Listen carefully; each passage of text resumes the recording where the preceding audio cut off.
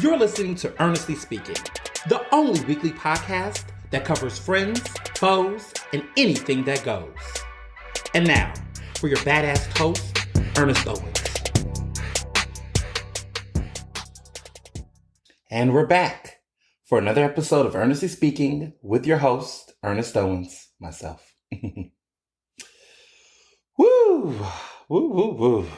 I had to do this episode a little later in the weekend because I knew that all of the pictures that you all are seeing on social media and everything that you're seeing on your timelines, it would have been remiss if I did not do this episode following that.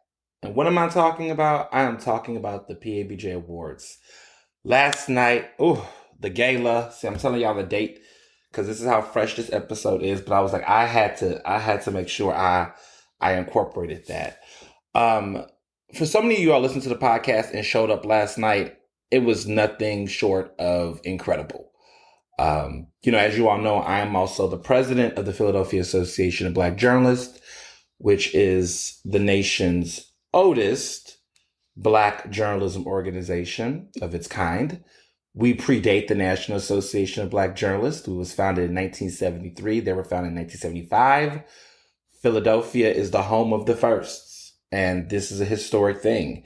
And I am the proud president of this organization. I'm one of the youngest presidents they've ever had, first openly gay president.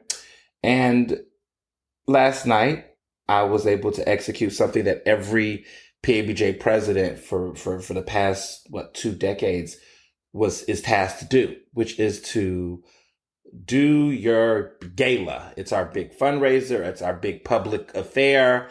And the goal is always to execute. And I am proud to say that our gala is the most successful so far in the organization's history. We raised $75,000. You guys, we raised $75,000, everyone. And that we've never raised that much before. We broke a record. We hit a milestone. And it would have not been possible without, the support of my incredible board, who really let me shake shit up and has allowed me to really be as free and as ambitious as I would love to be. And that just is just everything. And then we honored Dr. Ayla Stanford with the Community Service Award, my hero. And, she's always a pleasure. And you all know how much I love her and how great she is. And she was up there on the stage and she was just giving this speech. And she says, I want to thank your president. I'm like, me? She was just incredible. Her husband was there. She stayed the whole time. She said that was her first event she's been to, large event like that, with, unmasked. And it was in West Philly and it was in the community. It was over 200 Black people. Everybody in that place was fully vaccinated, which you all know is big to me. And I've been doing a lot of big events. I just had a wedding like a month ago. So I'm still on that high. And now this gala has happened. So I've been big events. It's a thing. It's a rock star lifestyle. And she was incredible. Other awardees honorees included Rashad Hartnett, who won Visual Journalist of the Year, Cassie Owens, who won Journalist of the Year Print, and Bill Anderson won Journalist of the Year Broadcast. And he paid homage to his father, the late Cody Anderson, who passed away due to COVID complications earlier in the year. And we had Terry Andrews, who won the prestigious Trailblazer Award, which I won, fun fact, 5 years ago. And the big winner, the recipient, was the Lifetime Achievement Award to Miss Patty Jackson, who is my queen, who is someone who inspires me. I remember 11 years ago when I started my career and I did Ernestly Speaking as a radio show, Miss Patty Jackson was on WDAS and still is on WDAS, killing the game, making people laugh, giving people joy, making people think, having fun, experimenting. And she's continuing to do that even to this day. She has a great podcast in addition to her radio show called Patty and the Millennials. So if you haven't heard it, it's really fun. She interviews and talks to millennials, and she also brings in other generations and have these really great conversations where she learns new things and she talks to great people, folks like myself. I was interviewed by Patty many years ago, and just love how we have had this great connection. And it was, the gala, last night, I mean, it was a full circle moment. It was the first time everybody was in the same room together since the pandemic. And I felt good as a president, as a leader, to be able to take that risk, to believe in the power of Black journalists, the power of Black people, the power of our community, to say, we can do this, we can do it, and we can do it at a higher level. And we did. We really did. We showed up, we showed out. We kicked ass and we took names. And I'm just so proud of just the support that the organization has received from so many of you all. Donations, people buying tickets, people spreading the word, people just showing love, people, just really keeping this organization alive. Being president and starting my term in the midst of a pandemic in the beginning of this year, and being able to hit those marks and those traditions. This organization has traditional events, and I'm proud to say that our landmark events, we was able to, kick it to full gear. We had the pool party, which people didn't think we could have. We just had the gala, which exceeded expectations, and we're going to have our holiday party later this year. So I'm very humbled and just honored. And one of my favorite parts of the night, which happened at the very end, is that as every president before me, the president of the organization gets to give out President's Awards. And I gave an unprecedented 8. And I gave it to these people who just, to me, embodied what really was the reason why we was a success so far and has come out of the pandemic. And, I gave it to colleagues in the industry that I look up to, people that mattered. And it was just such a full circle moment. Brandon Stewart, who's the general manager and president of CBS3, Nicole Cashman from Cashman Associates and her VP, Michelle Conron, Ryan Boyer from The Laborers, who has been a big supporter of PABJ, Jim Freelick from the Linfest Institute, who's executive director, who's been just a steady rock in the organization, but also my career trajectory. Teresa Spencer, who's the membership chair of the organization. My best friend and great supporter and just an incredible leader, Sharon Cooks, who's also the associate membership chair for PABJ. And Hania Sharp Brown, who was the awards chair this year, who really just deserved the recognition. She didn't even see it coming. I always am full of surprises. And it's like, I can't do this without her. And she really came in and got this awards together. We changed the venue. We changed the ticket prices. We changed the food. And we had so many people that came out and supported. And what was intentional about this year was that I was very dead set on really raising the profile and opportunity and access. And so for people who donated tickets to students, who donated tickets to young emerging journalists trying to come into the business, it was important that this year in the paradigm shift, that I really wanted to have people who could not afford to go, that was in the industry, have an opportunity to come. Because I remember, and I could talk my shit now because it's been some years. I remember 5 years ago, I wanted to go to the Tribune. They had their most influential awards. And I was at that time 23, 24 maybe. Just getting out of school. So probably about 23. 23. And I wanted to go to the reception, and the tickets were $150. And back then, my rent was $400, $450 a month, I believe. And it was a studio apartment. I was just beginning to get into my freelance groove. So I was making enough money to pay my rent and my bills, But the just drop 150 in addition to everything else, I wasn't balling like that back then. So I remember there were some organizations that used to have a student rate, if you was or young professionals rate for certain events. So I wasn't trying to get free, but I remember calling the Tribune and being like, and this is the Philadelphia Tribune, yes, the black newspaper, yes, the most influential, yes, they're gathering, yes, the thing I just got on like this year, which is why that was a big moment, right? I called the person who was helping put that together and I said, hey, I would love to come to this event, but I can't, do you have a student rate? Because the 150 is a little steep. I don't have, 150 to pay for, but I would really want to go and network and meet great people. They told me it's 150. I said, well, is there a way we could work something out? I mean, I am, a professional freelancer. I told my students, I'll volunteer. What can I do? The lady just was just like, it's 150 and just was like, that's it. You pay her, you can't, and she was very, just her tone, her attitude. And that really left a nasty taste in my mouth with the Philadelphia Tribune. I will not kid you. For many years, I actually was on their blacklist, which they won't ever say I was on the blacklist, but I went off on social media about it at the time. I had a little following, but I did make a splash, right? And for a long time, people, I heard from people who were staff there that I was on the blacklist.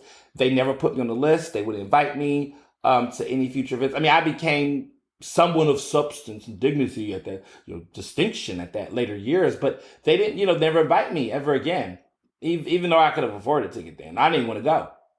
And this year, things had changed. Like, I got an invitation. I was on the list. It was interesting.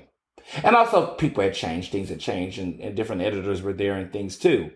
But I say all to say that when in a position to give back, to support, I sent out a call. I sent out a thing to say to people that, look, if you can't attend, is there a way that you can provide tickets and support? Would you like to? And I promise you that I will make sure that there are some young people in there, some people who were like me 5 years ago, 6 years ago, who was trying to get in this business. I promise you that this will be the best gala we will have. There will be some heavyweights in there. And I want to see those young people have an opportunity that I didn't have 5, 6 years ago.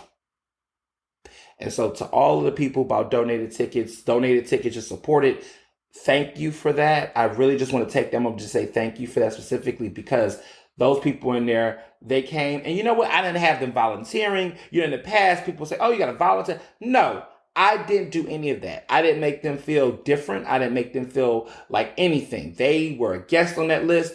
Our team contacted them individually via email, said, hey, you're invited. Don't worry about volunteering. You're good. And that really meant something to them. That really just was like, wow. And that was something I was proud to do. And I must say, as a young person, as someone who's, 30, that in leadership, these are the little things that I sometimes think other generations of folks sometimes don't consider when trying to do this programming. I mean, they know about it, but there's always this attitude, you got to pay your dues, you got to do this. Listen, people are in this industry are already paying enough dues, okay? Especially black journalists. We are dealing with racism. Black women are dealing with sexism. Queer folks are dealing with homophobia in addition to our racial disparities, socioeconomic issues. We are dealing with a lot. Why do we have to be extra hard on each other sometimes? And I think sometimes that need to make people work for it. People are already working for it. To be black, to be young, to be in this industry is already a struggle and wrestle within itself. So if we could do something to support and uplift and build up our people and make things better than it was before, we should do that. So I cannot thank the people who really showed up and showed out and did that. Thank you so much. And just the people in general who has just been rocking with me on this journey. A lot of people know that my ascension into the Philadelphia Association of Black Journalists was not this epic rocket to the moon. It was definitely a lot of barriers, hurdles, and politics. I say that because 5 years ago, y'all, I had won a Trailblazers Award, and was supported by a lot of folks, and that was a great award and a great moment. And right after that, I was running for vice president of print. No, yes, vice president of print then. And I lost by 2 votes. And it was a big divide because people were saying, oh, they said I wasn't ready. I wasn't ready, even though I was very much so ready at the time. Let me be clear. Anyway, I was very much ready. But there was just a cultural shift. I mean, people had all these questions about, oh, well, he's, what is his agenda? There was subtle homophobia. People were like, oh, is he going to change the agenda of the organization? And these were the dog whistles, right? As a queer person, we know what agenda means. We know when people say these words, right? The ignorance of some people, not all, because again, I lost about 2 votes. I didn't get my ass, wiped out. I definitely put up a fight, but there were people that questioned what my focus and my direction was going to be as a Black queer professional in this business. And clearly, as you all can see, that had happened. So I lost. And those 2 years, I just sat. And then I ran again. And I won. I won vice president of print in 2018. And then and I ran on a ticket with my road dog, who is one of the greatest leaders I've worked with in this organization, in this profession, Manuel McDonald Smith, Manny Smith, who's at CBS3. And he was the president in 2018. And then he decided not to run for re-election in 2020. And then said, you're ready. And he passed that torch to me. And I have gotten the respect and the vote of the membership and became president. And we just kept taking it. We've taken it ever since. And I'm grateful for that. And, Patty Jackson and all of my friends, give that advice of just like, hey, that no you get is a protection from the person above. Whatever your beliefs are, divine intervention, whatever, is that no can be protecting you from what you think you're going to get. And, everything happens in due time. And yeah, you got to remind yourself that. It's a little frustrating sometimes. And that's life. But it worked the way it needed to be, because to be president now, to be where I'm at now, I'm able to come here 5 years later with my husband, with my best friends. I was there with my crew, my squad. Jamarcus was there. Y'all saw the pictures. Jamarcus, Lauren, of course, Sharon. I brought my brother out from Temple, which was so much Temple love last night. TU. I was like, all right. But no, they was a top sponsor. So we was very grateful for Temple.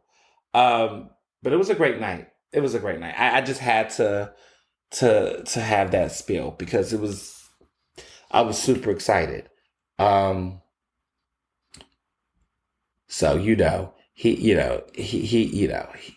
it was just great. So other news, because I know y'all been asking questions about the tea. He's back on his tea, on the tea. I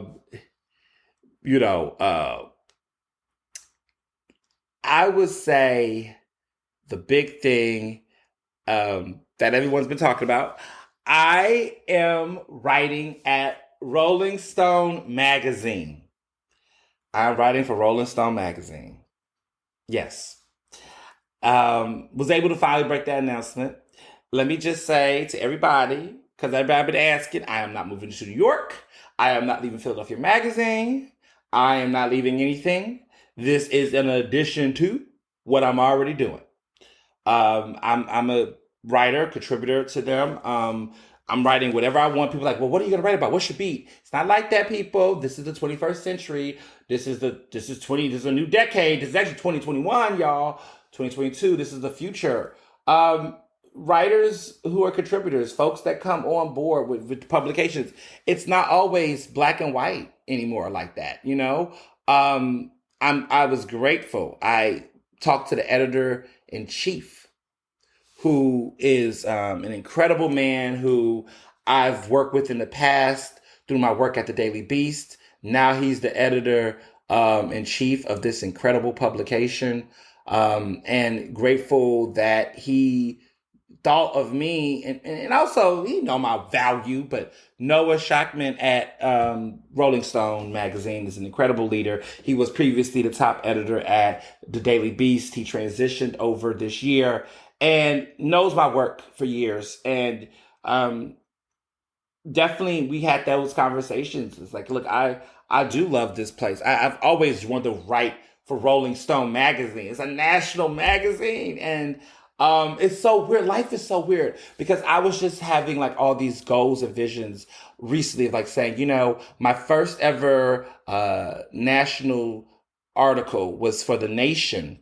And I did it during the pandemic on a Michael White case. This is before I had the podcast. And if everybody been following that story, how much of a big deal it was. It got nominated for an NABJ award. It's currently nominated. We'll find out if I win in December, but I think Wesley Lar is going to win. But, hey, he's a great journalist and he knows me and him are homies. So if he wins, I don't mind losing to him.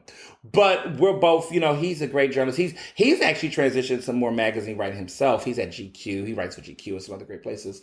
And, I people kept saying to me, like, you should do more national magazine writing. Listen, I should do a lot of more magazine writing. But, in this business, it's so competitive. I mean, that. But it's just also, too, finding an editor. It's not just about just getting published in those places. What y'all got to understand, some of my fans who be putting on that pressure. Listen, I think the same things y'all think about things. I want those things, too. I may be chilling, but I want them too, right? But the thing is that it's all about flow and relationships. In a sense that you want to work with people that you trust, people that's going to, hone your voice, understand your voice, understand your ideas and your topics. Listen, what's great about working at Rolling Stone magazine, like working with them, is that we was on that phone just talking about what I wanted to write about, what's the type of stuff. And I just kind of threw out this idea, and I'm not ready to tell y'all what this story is about, but it will come out soon. But I was like, this is something I've been thinking about lately. What you think? And he was like, yo, that's dope. Like, we should write this. You should do this. Like, send me a draft. I was like, wait, what? And not only a draft that's going to be online, it's going to be in the print issue. The December issue of Rolling Stone. Get your copies. They're coming out soon. I'm in it, and you can read my bomb-ass debut. And it is in there, and it is gorgeous, and I cannot wait to tell y'all what the story is, and you're going to love it. And it's the December issue, and the best I remember is it's the cover with Adele. Adele's on the front cover of it, Adele's Confessions, where she talks about making the most personal album of her career, and everyone and their mother is going to buy that damn article, that damn issue because she's on the front cover. So I'm thinking to myself, like, what an incredible fucking way to start, because everybody and their mother loves Adele right now. She's hot like fish grease. So I'm looking like, while you read the Adele story, you might turn over and read mine and find out about who I am and what I've got going on. So I'm super excited. Oh goodness. It was nothing short than a complete just blessing. And so I'm very happy.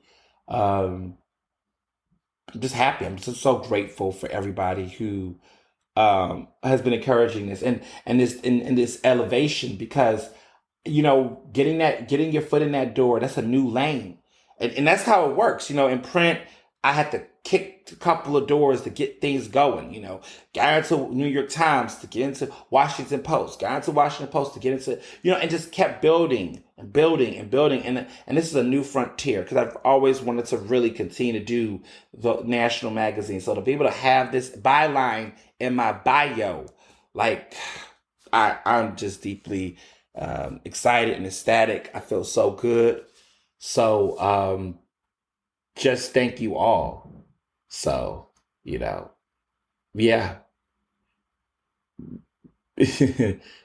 Just, yeah.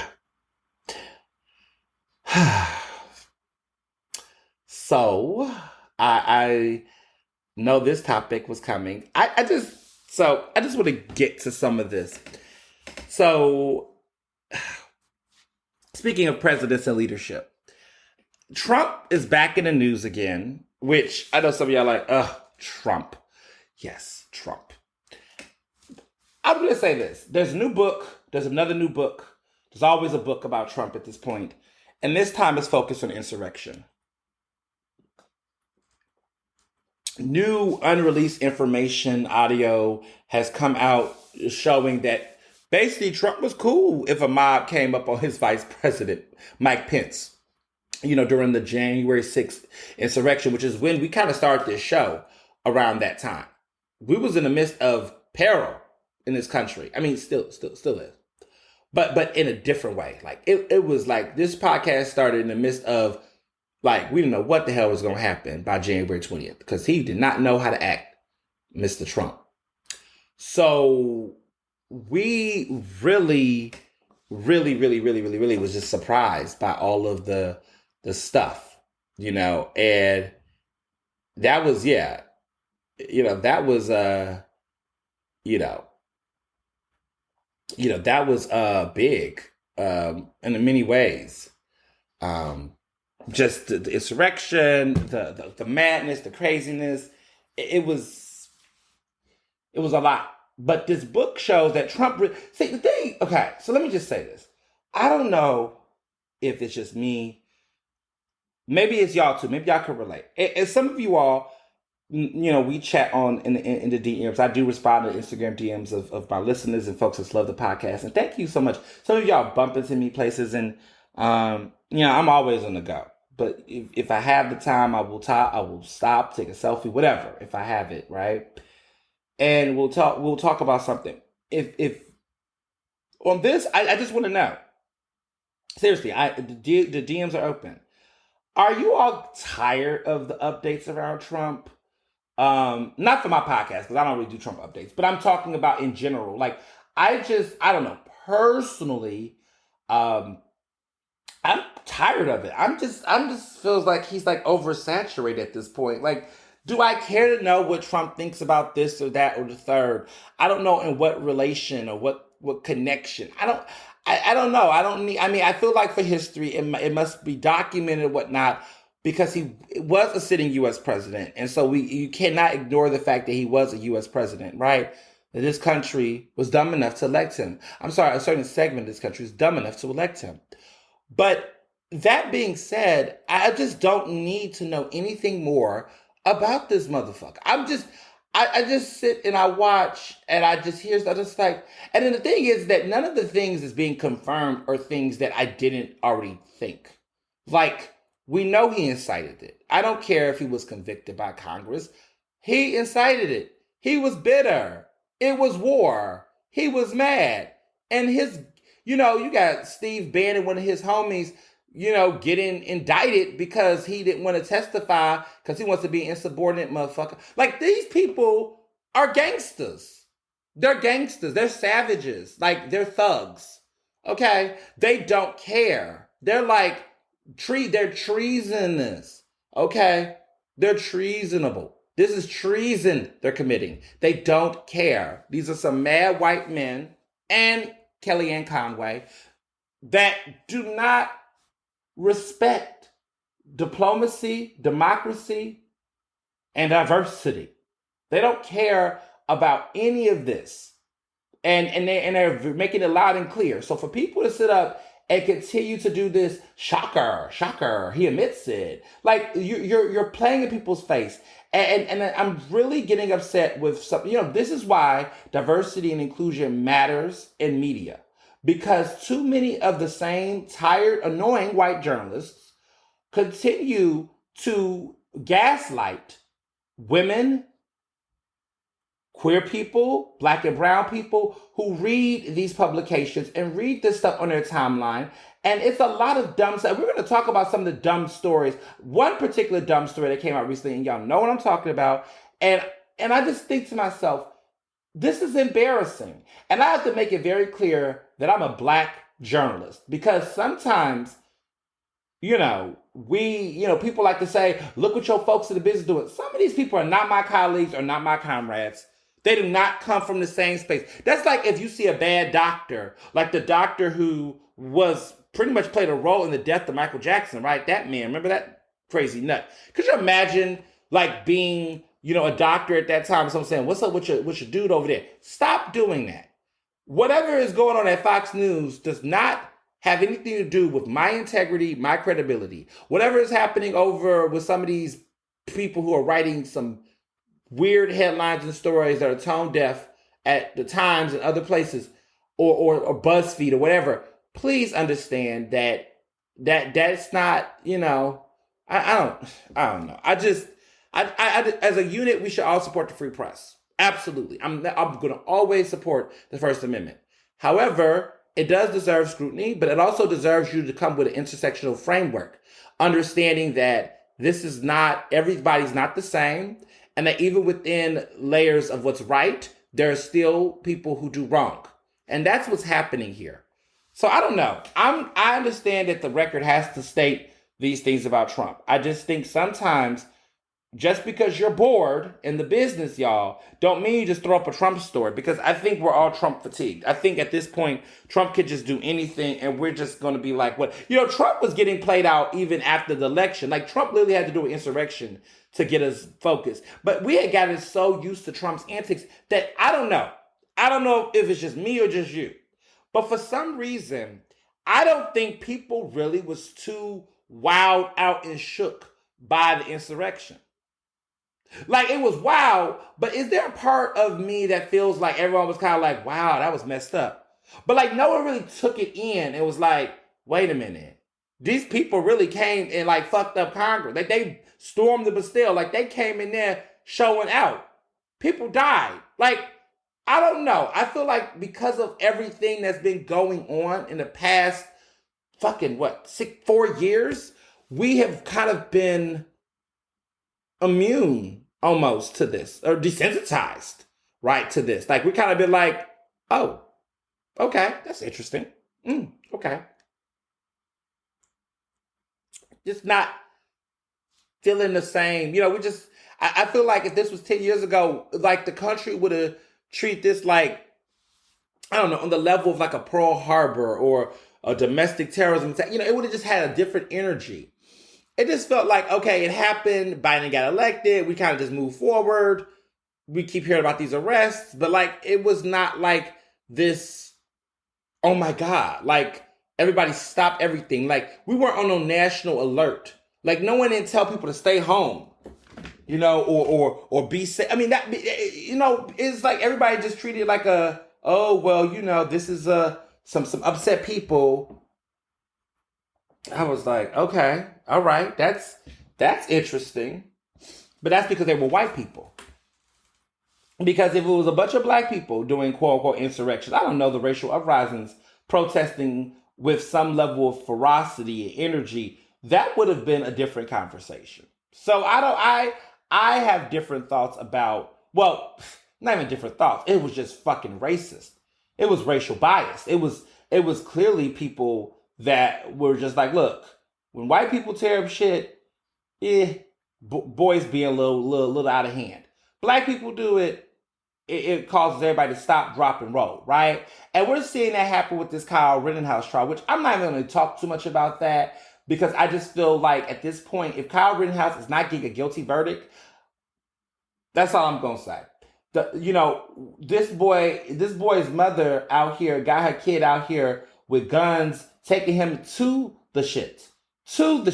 You went into trouble. You chose trouble. You went somewhere. You was looking for the smoke. You was at a bar you was at places bragging about it. Now you want to get up there and fake cry? You can't even cry because you don't really have any empathy. A heartless person. I mean, it's just ridiculous. It's absolutely disgusting.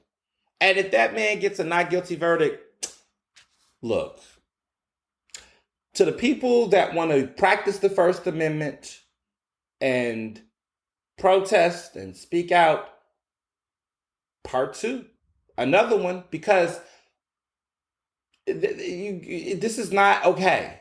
This is not okay. And it's not okay. And I just I throw him away, lock the key. I don't care. People say abolish prisons, and we should abolish police in the system. But, in moments like this, sometimes I'm just like, well, don't abolish that for him. Throw him in there, lock him up, keep him there to collect dust. I'm really, that whole entire trial, the way that the judge has made decisions on language, just a lot of this shit, you just can't even give it, I can't rationalize any of it at this point. I think we're at a point where you see so much of it, and I'm just so sick of the memes and comparing the contrast. Let's just call it what it is. This is just white supremacy on Broadway. Like, they're just consistently going to keep doing it. And at this point, as a people, we have to just continue to say, this is not okay. We're going to have to continue to show and express, not just with our words, but with our actions, that we will not stand for this. That is the answer. That is it. That's the post. That's the tweet. That's really what it boils down to. There is no compromises that needs to be made. There are no more dialogues that need to be had. This is unacceptable. We need to let it be known, not just with our words, but with our actions. And if that's not what you're trying to do, then you are a part of the problem. That's what it is. Everybody needs to do it. And we need to internally, within our own departments, communities, and groups, dismantle this white supremacy. It just has to happen. You just have to call that shit out. You have to let people in your circle know. You have to do it. And that's not just white people doing that. That's black people too. That's people of color. Because some of the biggest proponents of a lot of corporate white supremacy isn't just being perpetuated by white people. It's also being perpetuated by other people of color. I have been places where I've interacted in rooms and there have been Asian people in that room who do not see me as a part of the marginalized community to which we should all be in solidarity amongst each other. I have been in spaces where I've seen colorism in the Latinx community. I have seen colorism within the black community. I've seen these internalized hatred that manifests within our spaces that does not help us and help liberate us. It's a collective effort. The heavy lifting is definitely on white people's shoulders because they played the most pivotal role in our colonialization, our oppression, and all of that. But we cannot continue to give them the water and fuel their systems of oppression as black and brown people. And that's just real. That's just facts. Square business. It just is. And so it has to take a collectiveness of us to work together, to support each other, but to also check ourselves. And that needs to happen. That needs to happen. And so Kyle Rittenhouse's will not be out here continuing to do. You know what's so weird is that Rittenhouse in Philadelphia, sidebar for my people that's not from Philly. Rittenhouse is a very expensive, area. It's our Central Park, our Park Avenue. It's our Grand de Jour in Philadelphia. And for this broke bum to be named, have a last name like Rittenhouse just cracks me up. Because it's like, he is the trashiest, basic, disgusting human being, but he's got this rich last name. It's like somebody. Anyway, let me not get in trouble. It's just who was this bum? So yeah, I'm just kind of over the consistent perpetuation of Donald Trump talk. There's a new book. I don't even know who the author is, but just put up new Trump book. Something will come up. I'm just so, again, right? Speaking of things that will not go away. Travis Scott. This shit is, which we knew this was going to be a saga. Let's just say we knew last week when Asher rolled, right? His big music festival was a total disaster and tragedy, a tragic disaster. Hot Ass Mess Express. We knew it was going to become a circus. The festival has now become a circus. Sadly, there was 8 lives. Now we're at 9. A 9th person has died in connection to the Astroworld Festival tragedy. It is sad. It is, it's just like, what? Right? 9. We're at 9. 9 lives taken. And, there's been a lot going on since then. For starters, that wild story, that report from the police about the needles being injected in people, which just was so bizarre when it first happened, but that was what was being said. It was a lot. Police have now said that that's not true. You're noticing a pattern, people? Police lie. And it's important. Like, I mean, regardless, I mean, here the police always doing the most. Look, we just had that situation in Philadelphia with SEPTA. So the whole needle injecting thing was not true. I sensed it was not. Because I was like, I mean, listen, the thing is, but see, this is the thing. When your concert is full of shit, and it's already a hot mess express, it's really hard at that point to not know what is true, what's not, because stuff was just wild across the board. We know that there were reports of drug use, clearly. We didn't know what kind of stuff was going on, but we were trying to understand what was happening. But police, what they always do, police love to try to add on to something, trying to keep something going, trying to build up hype, trying to make themselves be more necessary than what they need to be. And the thing is, when they need to be utilized in a certain way, to some people's interest and taste, not mine personally, they don't do it. So it was a lot.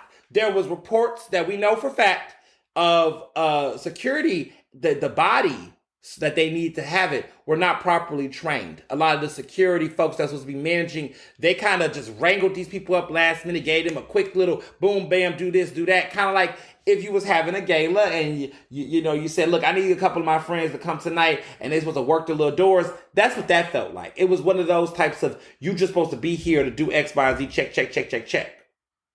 That's what it was given, but you can't do that with a crowd of over 50,000 people per night. He had over 100,000 tickets sold. First night, 50K. The next night, supposed to be 50K. They didn't have the second night because of what happened the first night. That was a lot. And it was hard, man. It was a hard pill to swallow. Hard pill to swallow.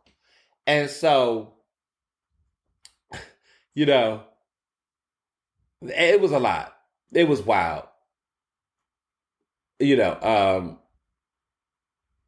So I just cannot.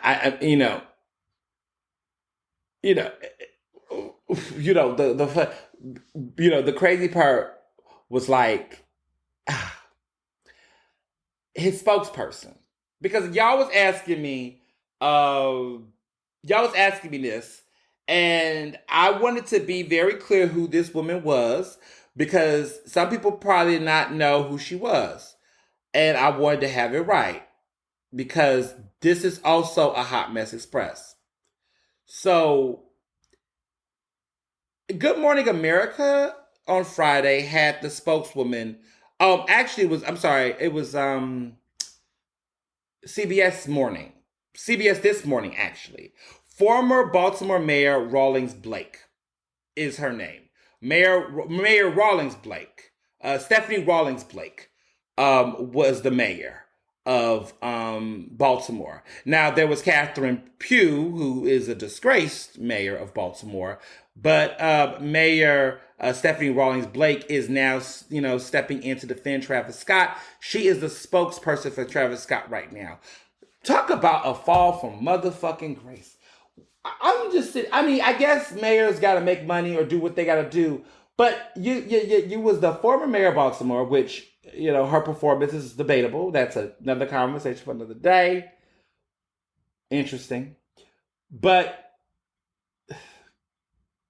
one of my best friends, her boyfriend is from Baltimore.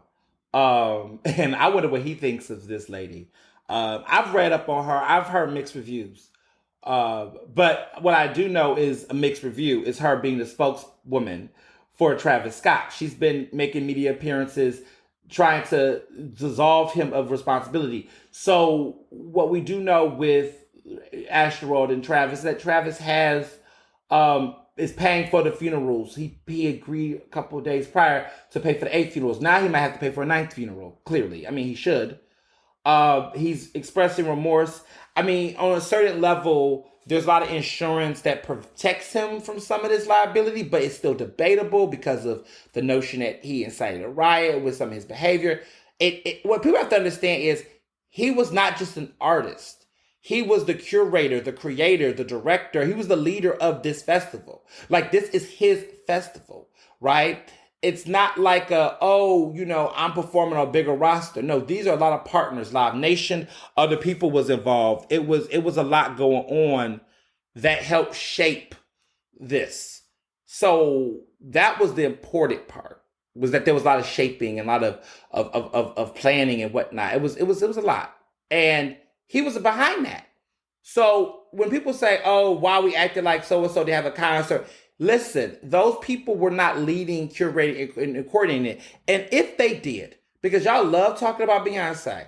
I don't know why that y'all like to throw Beyonce's name up. I mean, when you're one of the greatest artists of all time, I guess that's the standard. And I have to tell some of the Beehive, it's like, I don't think people say Beyonce sometimes to be petty. I think it's just because she is the lead, right? So like every time we talk about presidents, Obama's name is going to come up. I don't think it's because they directly think, oh, we want to talk about Obama. It's just because Obama was just such a prominent president and leader that by default, you're going to always go to the highest authority. Like, people are always going to reference, when they say luxury things, they're going to always say Gucci, right? Versace, Louis Vuitton, whatever. Not that they really have a personal agenda against those items, but because they are the thing. They're the closest to the sun. So I just feel like by default, people just gonna naturally say Beyonce. People gonna naturally say Michael Jackson or Whitney, right? In conversations about talent. So you should be flattered, Beehive. But with this, people are just having these conversations. But I'll just say this. This is what I know. Beyonce would never. That's what I know. I know that Beyonce would never. Has people probably passed her at a concert because she came in and they saw a divine figure and may have passed out? Sure. But to incite riots, to not have enough security. First of all, she would want, listen, there's no reason why the security for her was just the same equivalent number of security he had for his entire festival. That might be me exaggerating. I'm just making a point that there are artists in this industry that are invested in the well-being and safety of their fans. Taylor Swift being another one. I am a Swiftie.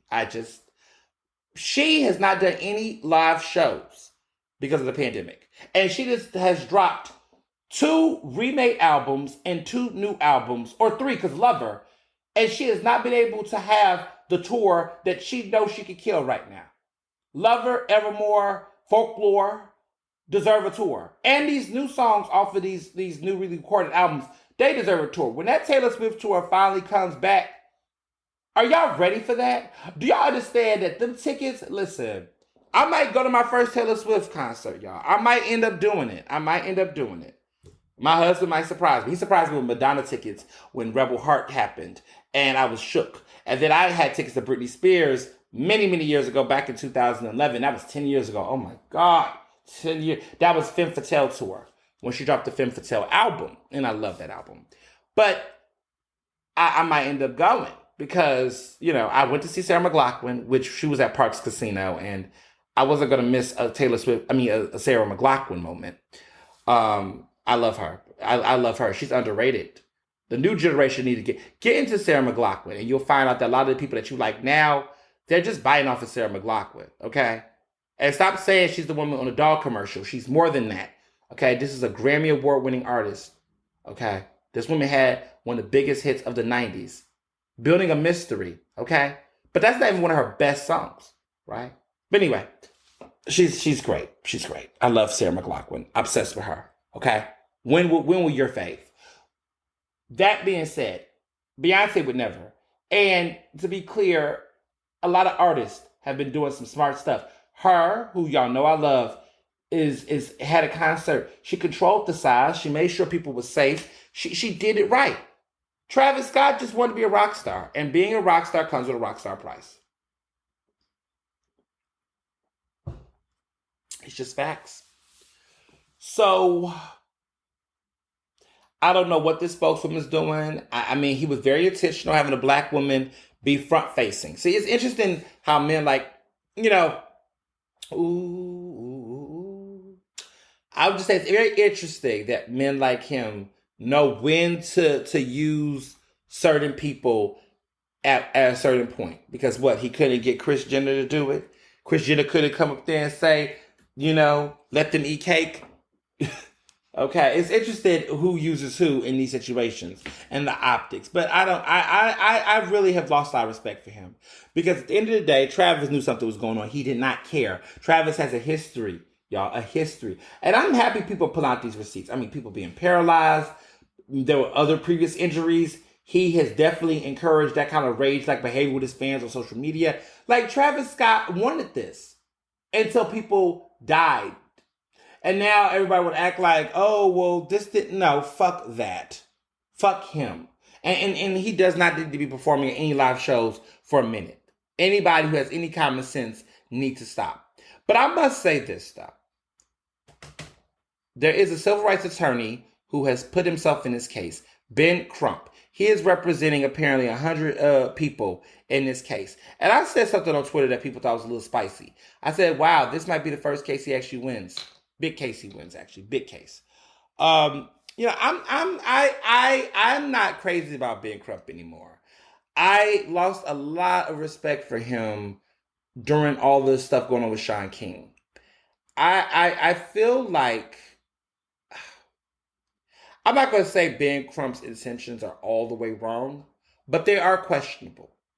There has to be a certain point when you are an attorney like him where you've become, I wouldn't even call him a Gloria Allred because Gloria, I mean, some people might consider Gloria Allred that way, but when you're this type of high profile attorney where you're just always jumping on some case, you're just there and it becomes a show about you.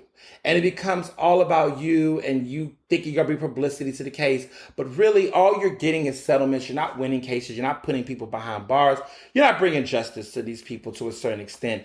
It's just basically you trying to censor yourself and now your name slap on it. It becomes about you. You know, and there's some high-profile attorneys that come in, but they get results. Okay, Johnny Cochran will come in, but Johnny Cochran will get results. Okay, for good or for worse. The late Johnny Cochran. Ben Crump is no Johnny Cochran. Let me tell you about Johnny Cochran. Johnny Cochran, for better or for worse, depending on how you feel about some of those cases, Johnny Cochran was a lawyer that had wins for various people. Okay? That's a man who did high profile cases, but had high profile results. Ben Crump is no Johnny Cochran. And what makes me upset with him is that every time these families suffer, he always represents them. He does not. What does he do?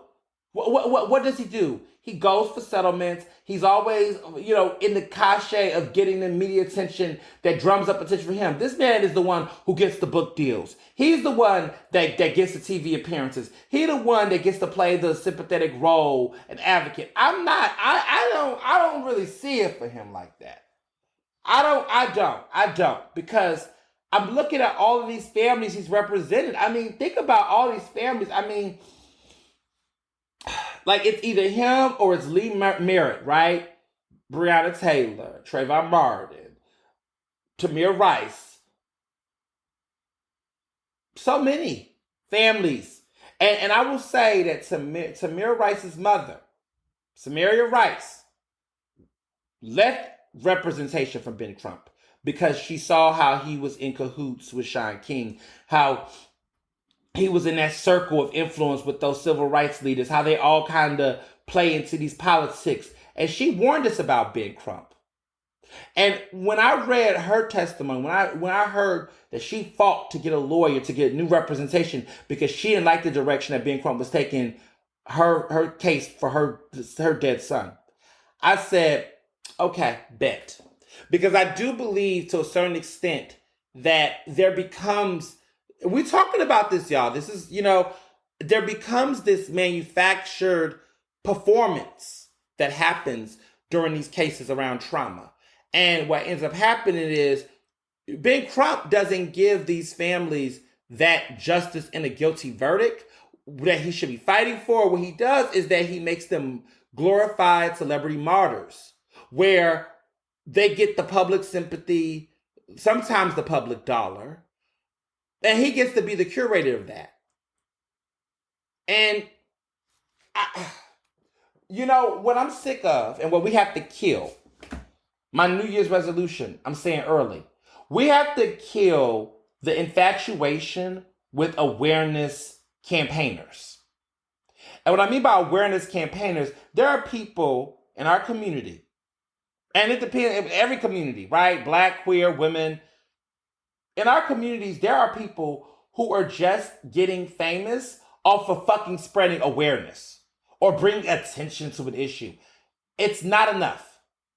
And the problem is that not only are they doing that, but they're causing harm while they're spreading awareness. And every time people bring up the harm, people say, what they say? They say, oh, well, at least they're bringing issues. If you're causing harm while bringing attention to the issues, then you're counterproductive to the movement and to the work.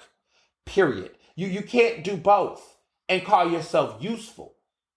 And I think that's the issue with Shaun King. There's a lot of people that are trying to say things like, oh, well, at least Shaun King is bringing attention to these issues. Yes, sure, Jan.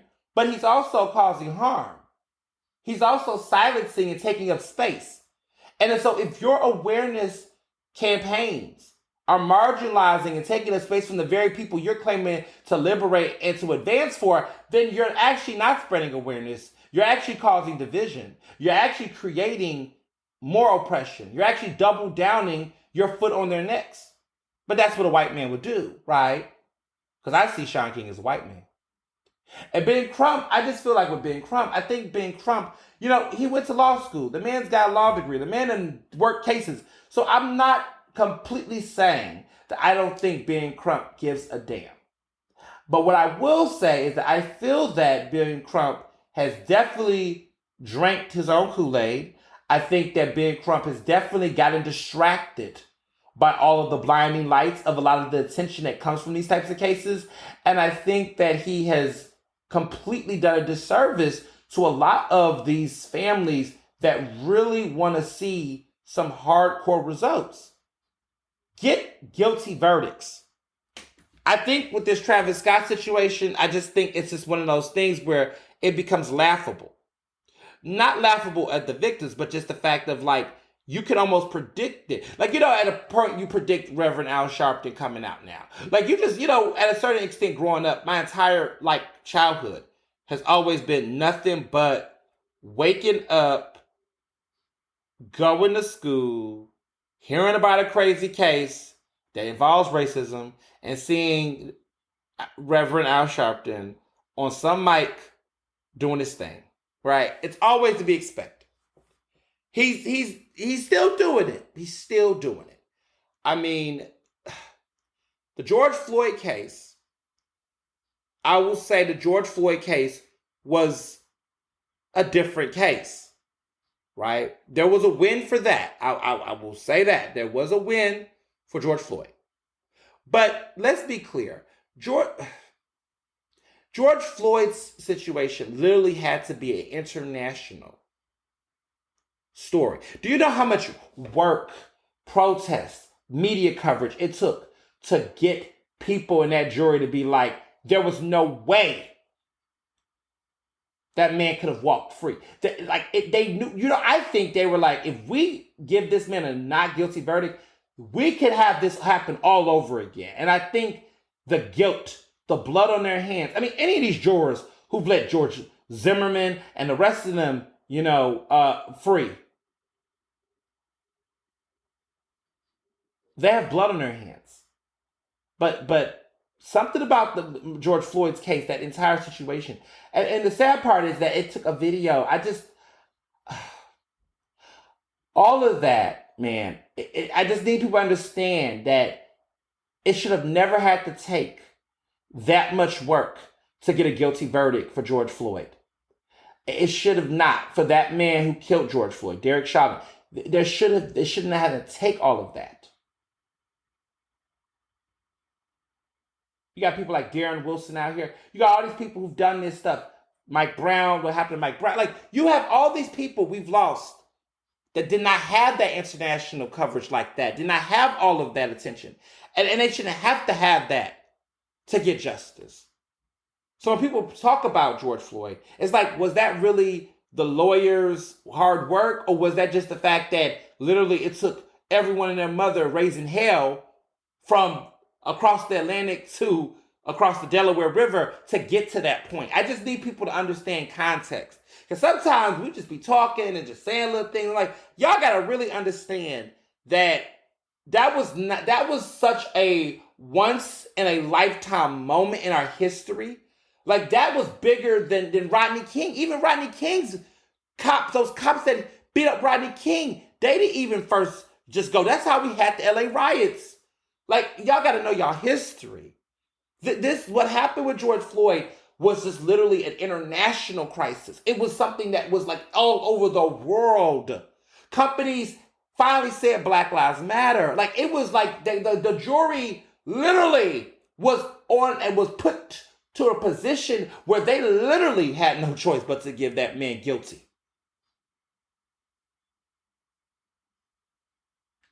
That should be every case when innocent black lives are being killed extrajudiciously by the police and by other racists.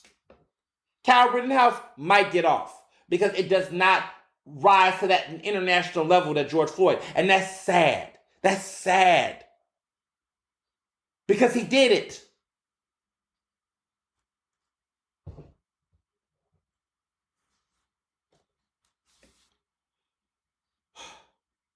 Okay. In good news, Britney's freed.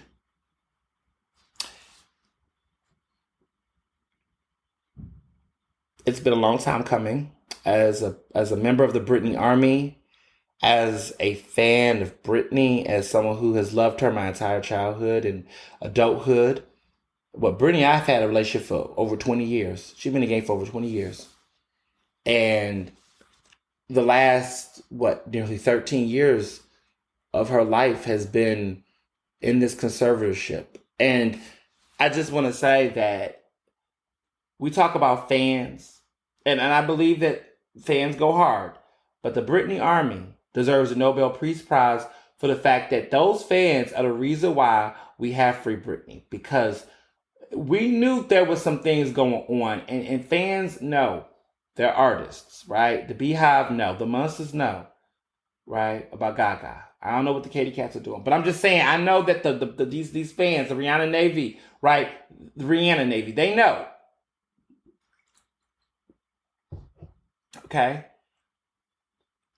They rallied even before Britney was comfortable coming out with her story publicly. They knew and they fought for her. She was giving us signs, signals. There was some semblance. We knew. And to see this documentary that came out in the New York Times, to see some of those stories that came out by journalists, to see just all of this happen, and to see her in a position where by the end of all this year, her whole life, she's become a new symbol and image of what that era looked like. And everybody's talking about, Janet, of course, has her documentary coming out, her FX special coming out later this week, which I just want to say about that project. It's only an hour long. I will tell you that I was filmed for it. They reached out to me, but I don't know what the constraints were at the times, but they shortened it to an hour. So I most likely won't be in this documentary for Janet, which is a bummer. But I did. They definitely reached out to me. The director, Jodie Gomes, who is a big Jackson fan in general. She's done stuff on the Jackson 5 and everything. And, I was excited. They hit me up this summer. They definitely, asked me about the Justin Timberlake stuff. And, we were set to go. Everything was good. But, production, man, these editorial decisions at the end. I mean, the director was very much into it. And of course, we were excited, but they cut it to an hour. And apparently they're really, they made some brutal cuts. I heard Marco Hill gonna be in it though. Ugh. But I was happy to make new connections. I was happy to be considered. And I'm gonna say the final product. Listen, all I gotta say is that sometimes, like Patty was saying, Sometimes you dodging yourself from a bullet. Sometimes you be wanting something a certain way, and then you find out some things. You're like, maybe I'm happy I did have. It was in there. I'm just gonna let y'all see what that final product looks like. But sometimes you just have to sit back and say, you know what? Something I thought I wanted, realizing now, maybe not so much. I'll just say that much. I'm gonna let y'all. I'm gonna see. I'm gonna see how this plays out in the public eye. That's all. Right. Some stuff you just have to just sit back and look. I should have. But this is. I'm talking amongst my friends. I'm talking against my fans. I love y'all. I was gonna wait and say, let me wait and see how it plays. But I'm like, let me put it out there now. Let me just. All I'm saying is that whole situation. You're telling an hour. You're using mostly reporters who are at the Times. It is what it is. Because y'all want to showcase y'all people. It is what it is. But this is why Janet is having her own documentary in January. This is why Janet is having a 2-night special with 4 episodes. This is why Janet is having an authorized documentary, because this is not an authorized Janet documentary. This is something else. I'm gonna be quiet before I'm going to have more to say. I just wanted to just put that out there because people sent it to me, and I'm like, I know y'all. I knew for a minute, but this is why I always say I have to let the process play out a certain way. Certain stuff has to come to light. But I just want, I'm going to give y'all that extra tea. This tea you're hearing from me. Haven't heard it. You ain't hearing from anyone else. But when certain things start to come out, you'll say, look at Ernest. Ernest told us. He dodged that bullet. He said it. Listen, everything happens for a reason. I'm a true believer of that. There are things that you just never know what you signed up for. You never know who's involved, what be going on. But I'm going to let the public see. I'm going to let the public say what they're going to say. Because, and I want to say the filmmaker is incredible. She's great. She had a vision. I feel like, in my opinion, I'm talking for myself because I ain't trying to put no, I feel like what her vision was and what she wanted to do with this project, that isn't going to be conveyed in its best light with the final product. That I will say. So that if you see some things and you're like, what? Understand that she did, in my opinion, speaking only for myself, in my opinion, I think what she was trying to do and what was supposed to happen and come out clearly did not. And I think a lot of editorial cutting is playing a role in that. And you all will feel it and you all will see it. And when you say, yo, it's missing some flavor, it's missing some. This is why we need more diversity and inclusion in newsrooms. That's all I'm saying. But shout out to Janet for having the forefront to know she would have her shit. So in January on Lifetime, that 2-night documentary, check it out. Who knows who you might see on there. All right. So Britney's freed. I am happy for Britney. Love Britney so much. And just happy to see her starting a new chapter in her life. And, I'm happy that as a society, we're revisiting all of the stuff going on with those icons, those pop icons of that era. The early 2000s was wild. I was telling somebody, Lindsay Lohan, Paris Hilton. Paris Hilton had a documentary on YouTube that I watched during the pandemic. Please watch that documentary. Oh my God, please watch it. And then there's also Miss Americana about Taylor Swift. I liked it. It was cool. Watch it on Netflix. I mean, I'm a Swiftie, but, it's an interesting exploration. I mean, it doesn't compare to what happened to the girls back in the early 2000s, but it's also a nice case study. And also, it's a way to explain, what it is. So my bestie Amanda and I have been having a lot of conversations about Taylor Swift lately, and listen, she's a diehard Beyonce fan, but we both agree on Rihanna, and I like Beyonce too. I appreciate Beyonce. Let me be clear, I am not an anti-Beyonce fan. I just know that other people use her in a way that I don't use her. Like, I use her, but I don't overuse her. But I get it. I get it completely. I get it. She is one of the greatest entertainers of our generation and of all time. But what I will say is that, I mean, me and Amanda has been having conversations about Taylor Swift and things. I think while I'm on a podcast and she listens, watch Miss Americana on Netflix, Amanda.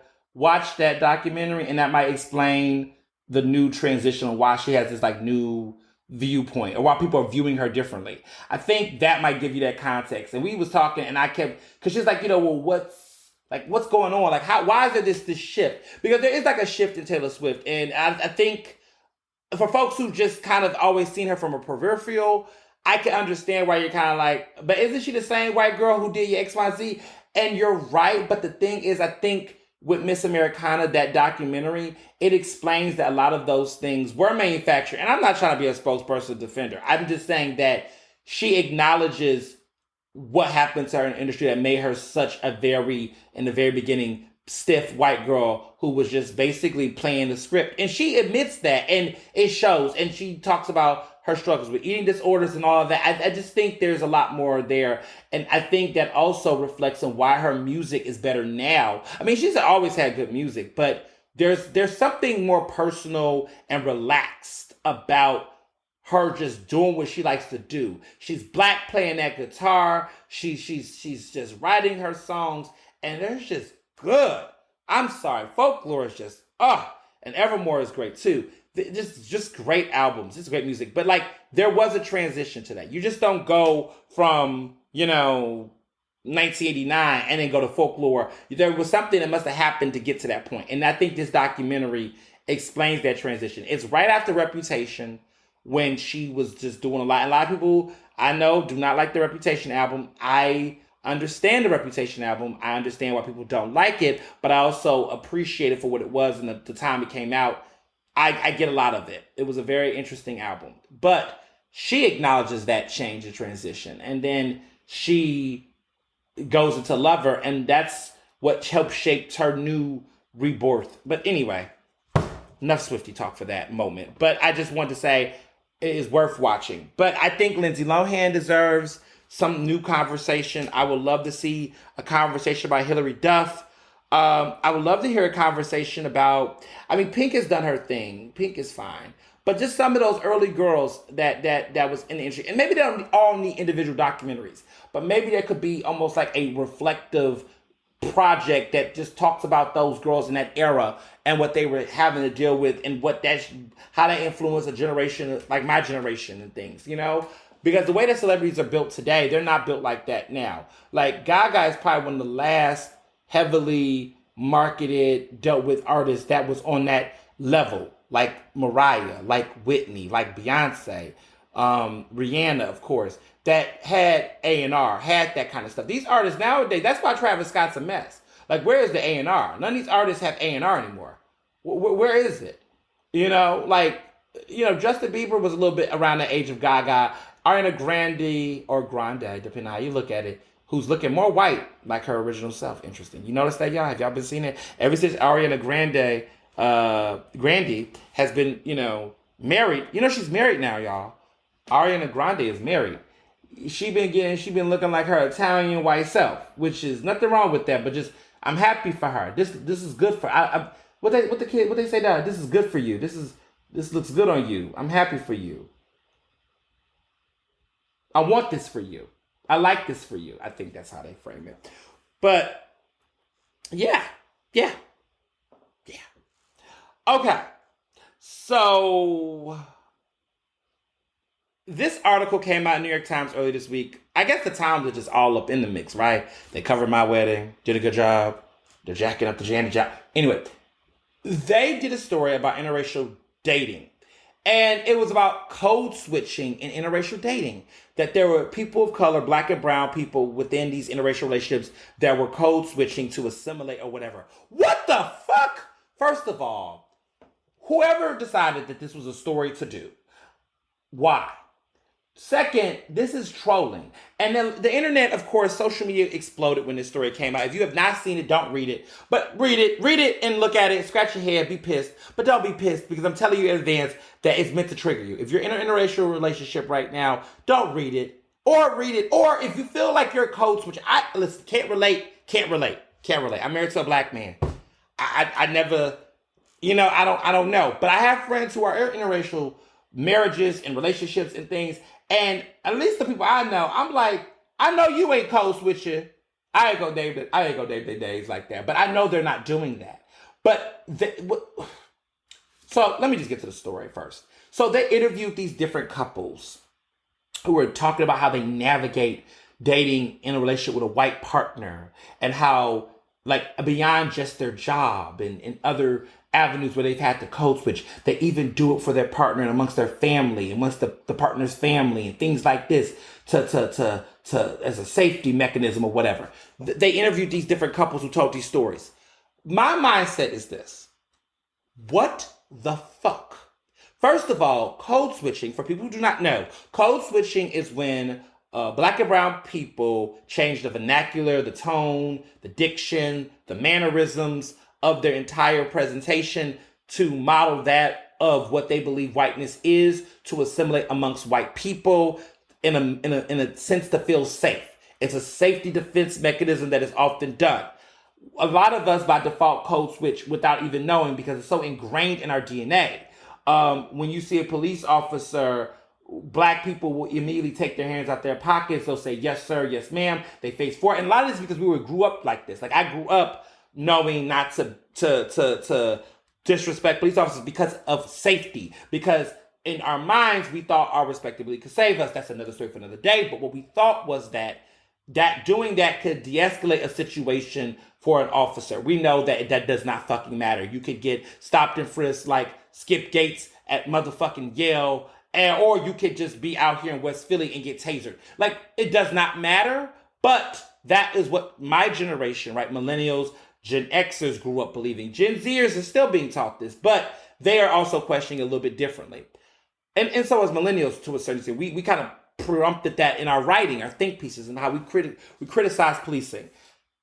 That happens in a workplace where, there are people who, like, for example, I know Asian friends of mine that will, never use their actual name because it has, it's quote unquote sounds foreign. So they'll just say, call me Tommy, but their real name is something completely different.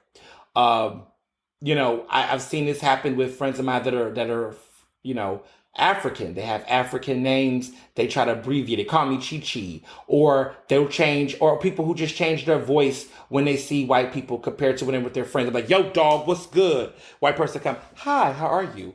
That's code switching. This is a thing that we do. And if you're a white person listening to this saying, oh my goodness, why would you do that? Shut up. Shut the fuck up. Shut up. You know why? Because you all judge black people, black and brown people, when they don't talk sometimes to your vernacular and your liking. You do. You'll say, oh, you know what you say?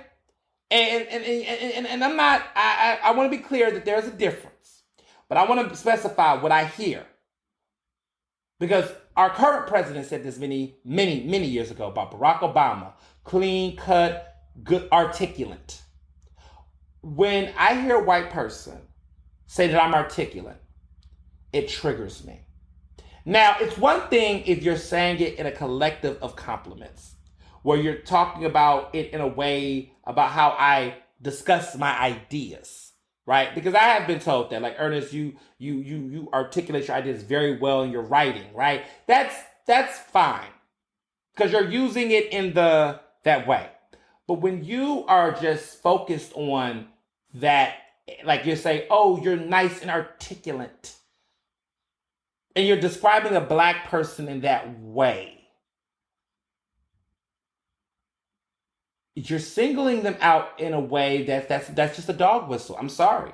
Because I don't ever hear white people get discussed as articulate in that type of way. It's one thing if you're saying it, like, again, in conversations around points and execution.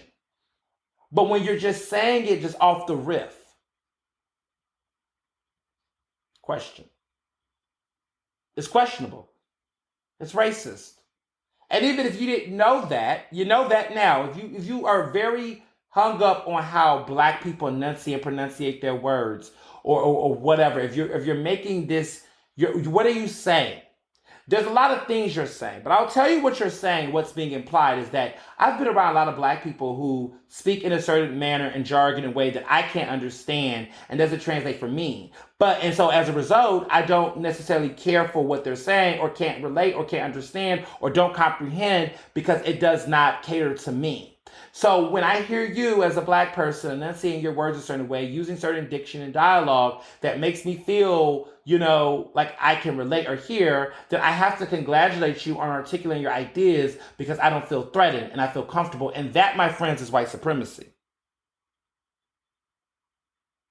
So when black people, because let me be very clear, because we live in a society where white people are judging our expressions, mannerisms, words, hair, facial expressions, body, all of these aspects of us that are external before they even understand our internal, that puts us in a fight or flight situation where we have to feel sometimes like we have to code switch just to navigate an opportunity. Code switching has gotten people jobs. Code switching has gotten people better health care. Code switching has gotten somebody, financial support at the desk, child services, resources, public assistance. People have had to code search for basic necessities. Code switch for basic necessities. Do you understand? This is the deeper level white supremacy we never talk about because sometimes we're talking about policing and not getting shot that we don't even sometimes have time to talk about the interpersonal racism that happens on a day-to-day basis that is actually causing stress and depression amongst black and brown people. We don't ever get a chance to talk about those little interactions. And to be honest, sometimes, and I got to keep it 100, I'm in a privileged space that I do sometimes, wonder, right? Which oppression is more, right? That, okay, I'm not in bumblefuck Alabama or Jasper, Texas, where I could get lynched maybe. But because I don't have that interaction, or I'm somewhere where there's not a heavy police surveillance over me in my neighborhood, that, I'm so happy I don't have to deal with that I sometimes undercut and underscore the daily and deliberate disrespect that I get in microaggressions from white people. And sometimes we don't even understand how that shows up in academia, higher learning. I think about my friend Amanda. I think about my friend Sharon, Lauren. These black women who has been in higher education, has been advancing themselves, getting advanced degrees, the microaggressions they get. The microaggressions I get in journalism with editors and people when I tell a story or pitch an idea or talk to a funder to get money for a grant, to get fiscal stuff, and they look at me and they're like, well, what is the capacity? What the fuck you mean capacity? These little things we see. And also the way we have to dress and think about how we look to appeal a certain way. I always wonder sometimes, and listen, I love my hair. I like how I rock my hair. But I always wonder, maybe I never just thought to grow locks or do it or never thought it was nice because I was always in the mindset of thinking about that switch. That if I wasn't clean cut, it wouldn't work. Let me be clear. I love my haircut. I love my hair. But I think sometimes, what if I grew up younger in a situation where that was encouraged younger? Maybe I would have gotten used to it. Maybe I would have saw myself in a different light where I would have thought differently about my hair. But I love my hair now. Listen, I love my hair. I like how I look. I like my cut. I like my style. But I'm just saying, I don't know. Have I been afforded those opportunities? I think about so many people in my community that debate over these looks and aesthetics, where we were robbed of the liberty to just have that choice. Some of this was enforced upon us, especially in media. So when we talk about code switching, because I want y'all to understand what I'm about to get at with this article, why I hate this article, is that when we talk about code switching, this is nothing to play with. This is nothing to treat lightly. This is a real traumatic experience. This is something that is not just cute. This is something that people have to do to survive. Unfortunately, it's not fun. So to hear stories of Black and brown people having to endure that in a relationship that they are supposed to say is intimate and loving, that is not love. That is not love. That is not safety. And so I have no other choice but to not stand because of the fact that in this situation, this person, these people are basically held hostage in an oppressive relationship. If your partner is making you code switch, that is a problem. That person does not love you for who you are. Why do you have to switch any motherfucking thing? And why does that person get to be their full fucking white racist self while you have to sit up there and cower and kowtow to that racism in a relationship? Please. People code switch for their bosses, supervisors, not your fucking boyfriend, your girlfriend, your wife, your husband. What? Who does that? That's crazy. That's sick. You have a choice. You can choose who you love. You may not be able to choose who you work with, but you can choose who you love. And for you not to be able to do that, to have that agency, that is terrifying. That is terrifying. And shame on the New York Times, because let me tell you what the problem is with this. Is that there's already a bad rap on interracial relationships in general. Like, interracial relationships just, in coverage, perpetuates all types of stereotypes, fetishizations, bad narratives. And oftentimes, that only creates more racial animosity and hostility and misinformation. Right? And I feel like stories like this, what happens is that when you put out a story like this, it creates a narrative to the public that, oh, this is how interracial relationships are. That Black folks in these type of relationships, they got a code switch in order to assimilate. That's a bad narrative. And it's damaging because of the fact that there's not enough coverage. And let me explain what I'm about coverage. I don't see enough deep dive, mature, responsible, journalistic coverage of interracial relationships in a way that explains the nuances and complexities in a mature fashion.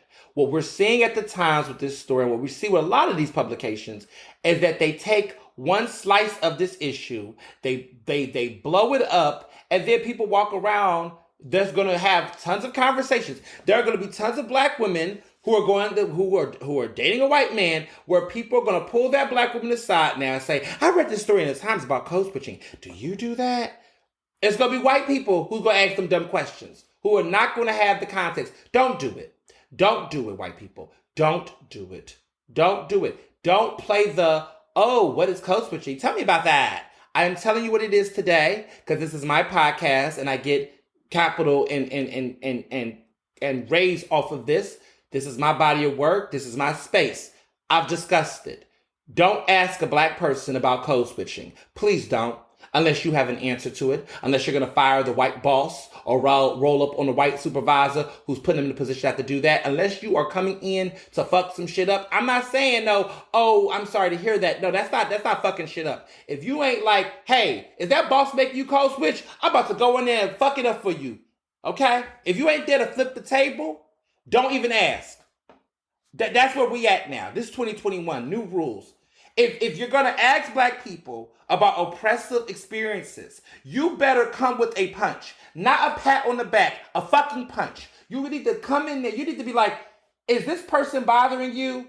Okay, I'm going to go up there and run up on them. That's what solidarity looks like at this point. It's not, oh, did that person do it to you? I am so sorry. Give me a hug. Fuck out of here. That's where we're at, because that's what it takes. Because that's where I'm at with it. That's how I show up for women. That's how I show up for disabled people. That's how I show up for folks in my community. That's how I show up for Black women. Like, oh, you want me to call him out? You want me to dog him out? You want me to get my people to roll up on him? Listen, I don't play those games. That's the energy. I'm telling you what the energy is, because that's the kind of energy I bring for it. If we're going to be family, we're going to be all this, that is the energy you need to have. I'm not hugging women when they tell me Me Too stories. I'm going up being like, what we going to do? You want me to fuck him up? You want me to get him canceled? That's the energy that we need to have in 2021 for our people. Because the hugs, the pats in the back, the insolidarity, nah, that ain't enough. We've done that already. That's why we keep having these problems. It's time to roll up on people today. You got to do it now. Don't wait. Don't hesitate. Do that shit now. I'm serious because it's a lot of this shit that I be getting, man. People be, oh, I heard that happened to you. I'm sorry. Don't fucking tell me you're sorry. Make that person sorry.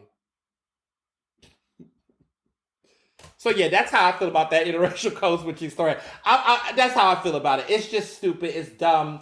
I don't like dumb shit, clearly. I'm just not a fan. Okay.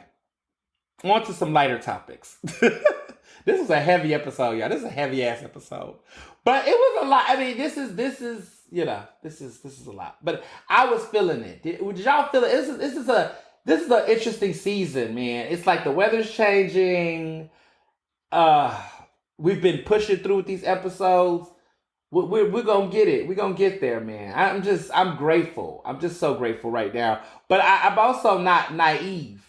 You know, people can be successful and they get into a point where they get like Pharrell, you know, and think that, you know, there's a new world out. It ain't no new world out here. There's some new opportunities out here, but the world is still shitty. And we have to learn how to navigate that. So, music talk, because people have been hitting me up. Yes, I listened to the Red album. Yes, I loved Taylor Swift's Red album. And I have some theories about some stuff going on with the music industry right now. So, you know, I guess because I write at the Rolling Stones and I write about pop culture and some stuff in addition to my political stuff I write about, I think people think I have, you know, sub-level expertise to discuss these topics, you know. So I will say this. So Taylor Swift re-recorded now her second re-recorded album, which is Red, which is an incredible album. It was nominated for Album of the Year. It lost to Random Access Memory, which is from Daft Punk, which at the time, if y'all remember, that was the album that had Get Lucky, you know, with Pharrell Williams. And, you know, people thought that album was so great. I don't think it aged that well. I don't think it did. It was just a moment, and I think people just got hyped, but I didn't think it aged that well. But it came out, Taylor Swift's album. She was at the 2014 Grammys. She lost, but she thought she won because they said red, and it was random, not red. And, you know, that would have been Taylor Swift's second album of the year because she had previously won for Fearless, which she re-recorded earlier this year. It topped the charts. It did really well. Now this album, I expect this album to chart number 1 too. She's broken streaming records. She has the all-time female one-day release record on Spotify. She's the first woman in Spotify history to have over 100 million streams in one day. She's number 3 on all-time debuts. Drake has the first 2 for Scorpion and for Certified Lover Boy. Then it's her. And then number 4 is Kanye West with Donda. So Taylor Swift's Red album, a re-recorded album that came out 9 years ago, is getting massive streams. And what's great about it is if you've been following the saga with her and Scooter Braun represents Ariana Grande and the rest of those folks, Justin Bieber at one point. I even worked with Kanye, I believe, at one point. Scooter Braun's a big industry dude, manager. Well, he took the rights of her album in pettiness because he has a history, according to Taylor Swift, of bullying her and being mean. And when Big Machine Records, which was the label that Taylor Swift was on, they did not sell her back her masters when she signed with Universal. So when that happened, they got petty. They didn't sell her rights, and they sold it to Scooter Braun. So Scooter Braun owned them. And I think he sold them or something like that. But basically, they own all of those masters. She did not have a really good deal, man. All of them albums, those first 6 albums, Taylor Swift self-titled, Fearless, Speak Now, Red, which is her 4th, 1989, and Reputation. Those 6 albums, which, as y'all realize, the last 4 of those albums all sold 1 million. Speak Now, Red, 1989, and Reputation all sold over 1 million records the first week. So all 6 of these albums that went platinum, all 6 of these albums have hits, and they own those masters. So what Taylor Swift has had to do to get her music back is she's had to re-record. She's re-recording those albums herself, and she's sounding fearless. No pun intended. She's sounding really good, and they sound even better than the original versions, y'all. I mean, as somebody who like listens to music a lot, I go back and listen to the original version just to compare, and they're incredible. So they do sound good. I mean, I'm impressed with her hustle. She like, look, she gonna get all her coins. If I gotta go back in the studio and re-record it, and what that means is that depreciates the value, because see, when an artist, when a company or individual owns the masters, right? Not only do they own the masters, she was still making money off of the songwriting. So she was always gonna get a check because she's a songwriter. But a lot of artists don't write their own songs. So owning the masters plays a part in helping them continue to build legacy in their finances, even after they sing. See, Rihanna owns her masters. I believe Beyonce now owns them. Some of them. I think she does own them now. But Prince got people owning their masters, okay? Michael Jackson was buying masters and giving them.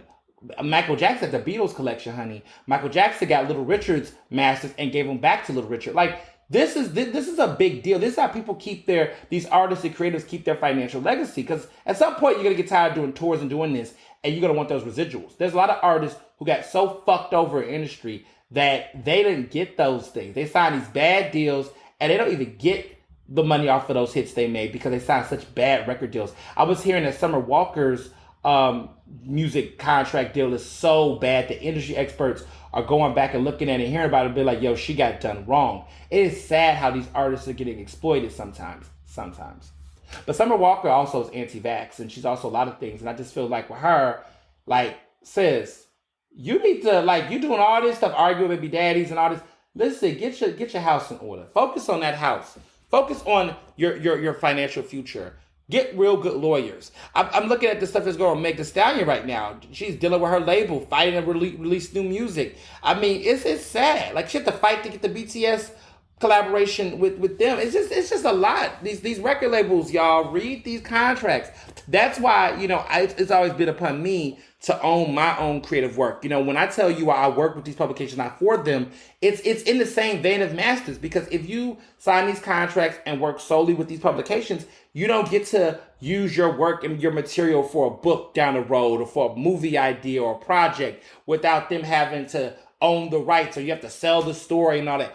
I get as a professional freelancer, as an independent journalist and a business owner, in lieu of the healthcare insurance and all the perks that comes with working full time for these companies, I sacrifice those type of those trinkets to own my work, to be able to own it past the date. So sometimes there's a window, right? Like, if you write a piece for a publication, they'll say, look, for the first 90 days, it's us marketing. You can't put it on your website. You can't do anything else with it.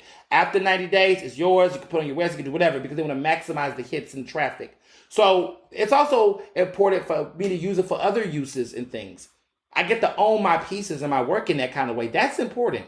Now, some stuff, if it's just fast news and you're doing general reporting, you may not care. But if you're like some writer like myself who's writing deep opinion pieces, these long form pieces, these thought pieces, you're going to want to have ownership of that stuff, because you might want to turn that into a play, a movie, whatever. And I'm so happy I thought about this early in my career, because look where I'm at now and look what I want to do. Documentaries and things, you never know. So it's very important to own those royalties and things.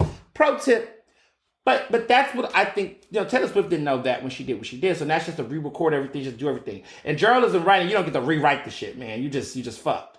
But she's re-recording her music, and now streaming places are helping her, because now they're pushing the re-recorded content above the original content, which means that the value of every time she does a re-recorded album, the value of the original project tanks. The streaming, the value, the money, the interest, it just tanks. Commercials and companies will never use it, because that's what masters do. You can use it in commercials. They are now going to use the Taylor's version, because that's how they're able to maximize profit. And also Taylor Swift has that original version, the re-recorded version, and it sounds better, and it sounds almost identical in many ways. So anyway, Red is incredible. She's added new singles to it. She's done more with it. It's a beautiful album. Rolling Stones revisited it, gave it 5 stars. It deserved, and I'm excited for it. An album that I'm not excited for. I'll get to that. An album I was not excited for this week that came out with Silk Sonic. Bruno Mars and Anderson Paak. I Leave the Door Open was a cool little, cute little single. It was cute. Should have stopped there. I just feel like, I know there are people that like Bruno Mars and like this little group.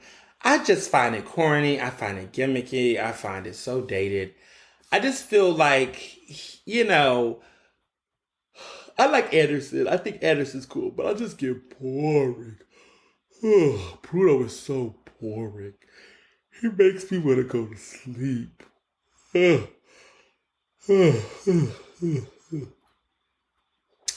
Yeah, he's boring, y'all. Bruno Mars is boring. He makes me yawn. I'm not saying he's not talented, but in this industry, you have to be more than just talented. You have to be enthralling. You have to be exciting. You have to be entertaining. And I don't find him to be all of those things. I don't know. I just think that he's just so, all of his songs sound the same. He sings the same. His look is the same. Like, men in this industry don't ever have to change their looks or aesthetic musically or artistically in order to thrive. It's just interesting how, like, Bruno can keep giving you the same tired old 70s look and y'all keep eating up and y'all let him get away with it. But if your faves, like if Rihanna kept her hair red for like multiple albums, y'all would have been over it. Like Nicki had to switch up. Taylor had to switch up. Beyonce's had to switch up a couple of times. Shout out to her keeping that blonde hair. She gonna keep rocking that blonde, child. That's her signature look. She gonna do it in different looks. But I love when Beyonce surprises us with like black hair. Have y'all ever seen Beyonce in black hair? Do y'all remember that? Do y'all know what that looked like? In her earlier era, that dark brown hair, that dark black hair. I don't know. I loved her in that era. I love her and all. I love her different hairstyles, but Beyonce in black hair is nothing to mess with. So I think the thing is with Bruno Mars is it's like ever since he hit the glass ceiling with that shattering hit, Uptown Funk, he has never went back. Like everything has been just a retro version of a previous era. He's never moved forward with us. And I miss his early music. He's always kind of wanted to be a doo-wop dude anyway.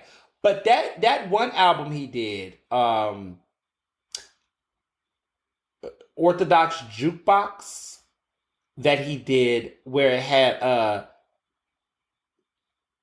Out of Heaven, Locked Out of Heaven. Oh my God.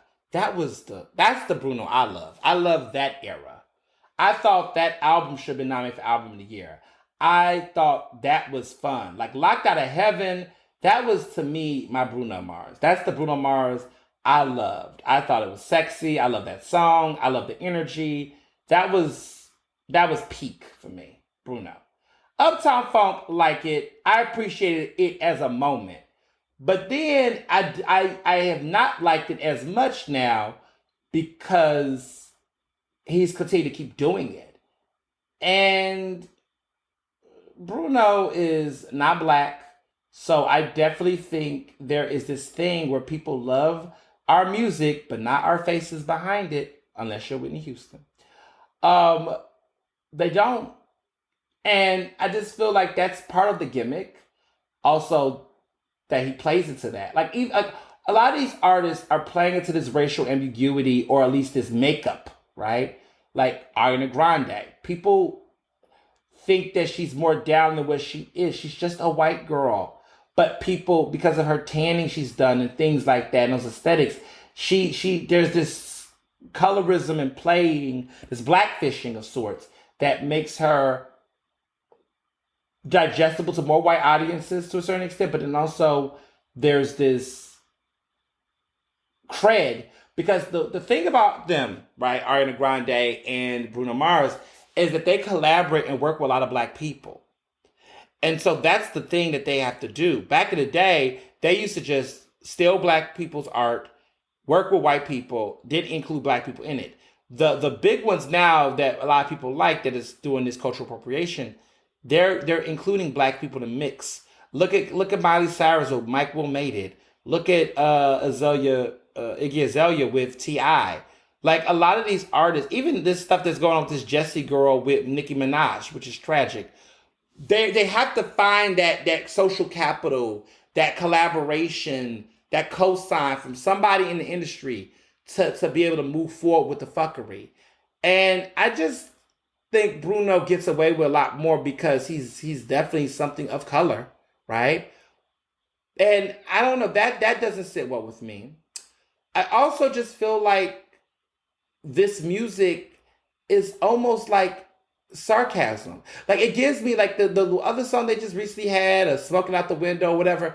It gave me like an SNL segment, like skit type of vibe. I don't know. I can't take it too serious. So weird.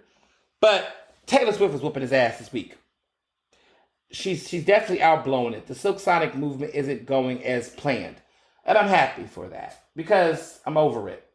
And the thing that's interesting is that everybody dropped their albums this week and the week before. Ed Sheeran's album went number one. I think this was it Multiply, Divide, Add? You know, he just keeps doing that. He's had Multiply, he's had Divide. I think this is Equal. This new album. He just loves to do the little math puzzle thing, whatever. But I said, why is everybody's albums dropping like this? Because they know that Adele is coming next week. Okay? 30 is coming. It's coming. Sunday night on CBS, Oprah is doing her special with her. Adele is singing a new song. Adele is doing a sit-down interview. Like, what? Like, they are, like, Adele is having a Oprah special. The last Oprah special was with, you know, Meghan Markle and Prince Harry. And again, she loves the Brits because it seems like she's only doing it with Brits. So Oprah like, let me get back on my comfy chair and do this special with Adele. Adele is dominating everything. It's Adele domination. Okay? A domination is what we should be calling her right now because she's on the front cover of Rolling Stone magazine. She was on the cover of Vogue. She's been on the cover of everybody's magazines. She's got this Oprah special. Like, they're expecting this album to eviscerate. Okay? Is 3 a charm for her? Because 21 was hot. 25 was hot. I mean, it's just like 30 is about to just blow it out the window. It's going to be like, and that's why I see mad props because Taylor Swift's original Red release was to be this upcoming week. She moved it up a week. She said, you know what? Sorry, Bruno. You're going to have to go against me. I don't even know why Bruno dropped this album. I said he is going to get it out the way. But Taylor said, listen, I'm not about to play. Y'all not about to fuck up my record of number ones. Taylor was like, look, I'm going to move. You move for Beyonce, you move for Taylor Swift. And you move for Drake. Those are the people, those are 3 artists in the industry that you move for in this business. You don't want that smoke. And I'm sorry, Taylor Swift too, right? You don't want to drop it out. Well, Adele almost did. Listen, Adele was like, I'm having it here. You move. That was a power play. But I would say Beyonce, Taylor Swift, Drake, and Adele, those are the 4 artists that you don't want to have an album come out the same week.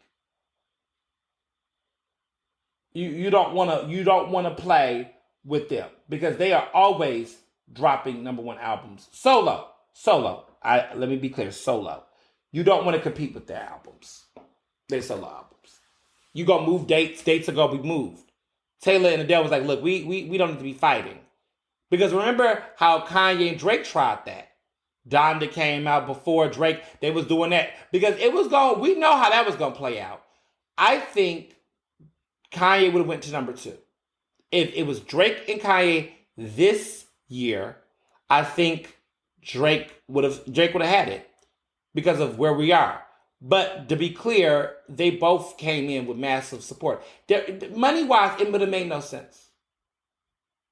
Fans get both weeks rather than other weeks. But there has been a Clash of the Titans. The last Clash of the Titans I remember that was like big was when Kanye dropped Graduation when 50 Cent dropped Curtis. This was like back in 2007. 2007. Yep, because I had turned 16. That was my Sweet 16. Because that song I played at my Sweet 16 was The Good Life by Kanye featuring T-Pain. Those were the good days. The Good Life, the good days when Kanye was not this asshole he is today, man. We were in different times. So I'm excited. I'm excited. I'm excited. I'm excited to see what's going to happen with Adele's album.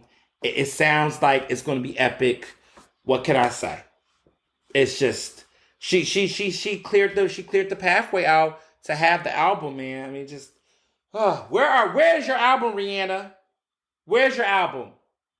Beyonce, I ain't even sweat on Beyonce. Beyonce, even if she doesn't give us another studio solo album immediately, she's been giving us projects. I mean, The Lion King, she gave us, Everything Is Love. She's been giving us projects for the past 5 years. So I'm not like hell bent on another. Let me say this. I'm not hell bent on another Beyonce album. If she wants to take a break, it's fine. I mean, she's gotten her Grammy. She keeps making features. Beyonce has consistently delivered.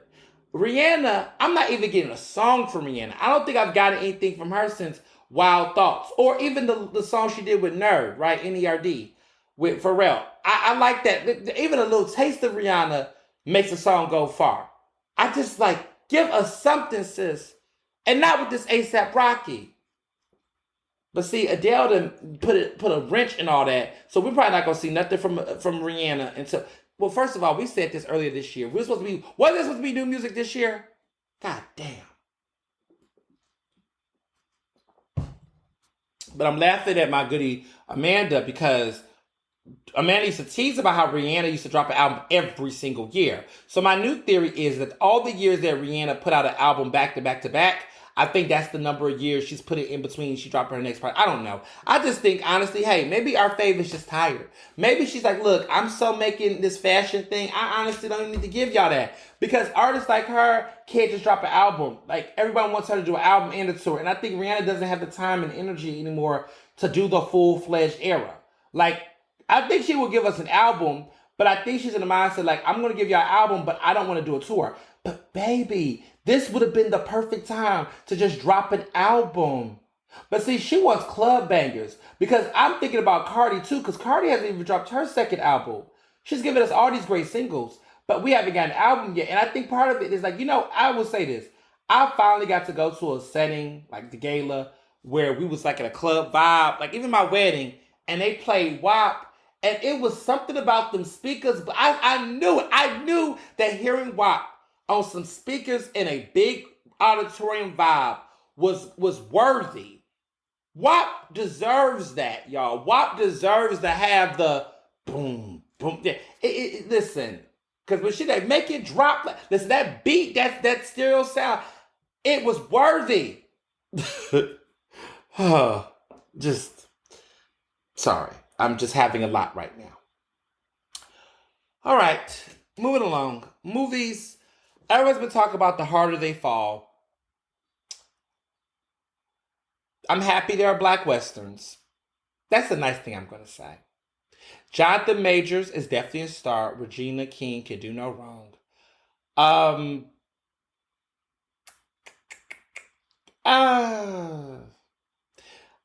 I'm happy that we're continuing to have conversations about colorism in Hollywood. I'm happy that that's happening. I'm happy that that did not stop with In the Heights, because Lin-Manuel Miranda deserved a critique. And I think with this film, I'm happy that we're talking about it in Black cinema. Well, we've always talked about it. We talked about it with Zoe Saldana when she played Nina Simone. We've talked about this before. But I think that I'm happy that we're not letting up.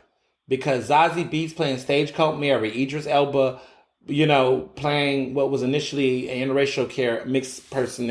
It was a lot of historical inaccuracies. The film is fine. It's a solid story. It's if you watch it for entertainment, it serves its purpose, right?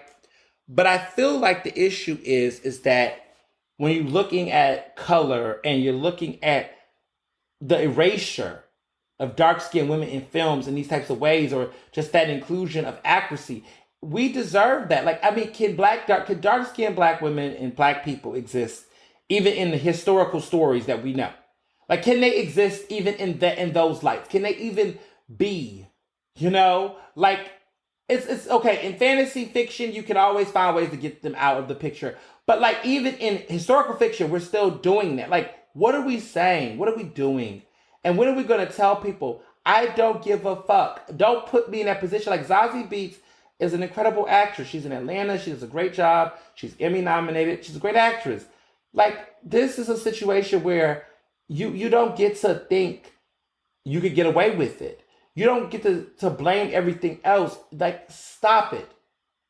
If we're gonna play these people, it's people watching. Everybody wants to talk about, what about the kids? What about the children? What about the people who are gonna grow up and be exposed to these people? And like the fact that that'd be memes that they go viral so people can see who the real Stagecoach Mary was. That's important. And I'm just tired of it. I'm tired of it. I'm tired of it. And this is catering to whiteness. What, they can't see a dark-skinned fucking person? You know how many times I had to look at... Listen. Again, we have to decolonize cinema.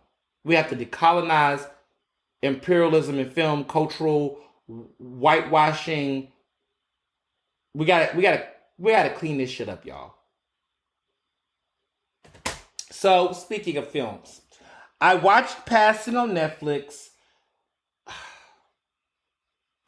You know, I'm going to let y'all watch that. I want to see what y'all think. I watched it. It was interesting. It lagged at times. There were times where I kind of felt like I was a doze off, but I was kind of like, I think it is a movie that takes itself too serious. I think it thinks it's deeper than what it really is. There is some shock factors to it. It's 90 minutes. It's a very short film. It's interesting, but it's not that interesting. I can't describe it. I don't know. Maybe because I am already into race and anthropology and these type of things, I was kind of like, okay, I get this already. But I feel like this movie, I don't know. Part of me feels like this movie was made for white people. Like, I feel like the shockiest parts of the film is going to be viewed by white people versus black people. Like, I don't think this film was made thinking of black and brown people watching it. Like, of course we're going to watch it, but I don't think they saw us as a primary fixer. Like, sometimes we watch movies from a certain lens. You're like, who do they make this for? Like, when I saw The Harder They Come, I saw it as, The Harder They Fall, I'm sorry.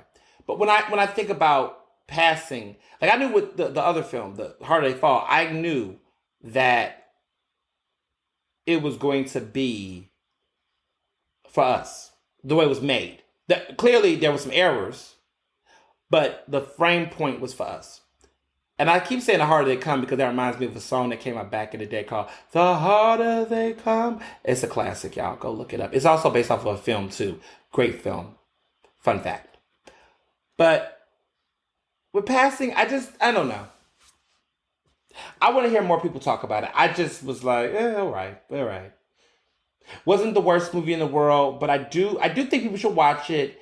All I will say is that, you know, you see trailers for films and trailers make movies bigger than what they are. Like, I feel like the trailer reminds me of the ATL, where you see his trailer, you think it's going to be this epic thing, and then the film comes, you're kind of like, oh, it wasn't what I thought it was. It's just interesting. I'll just say that. Tessa Thompson can act, but it's a lot. You know.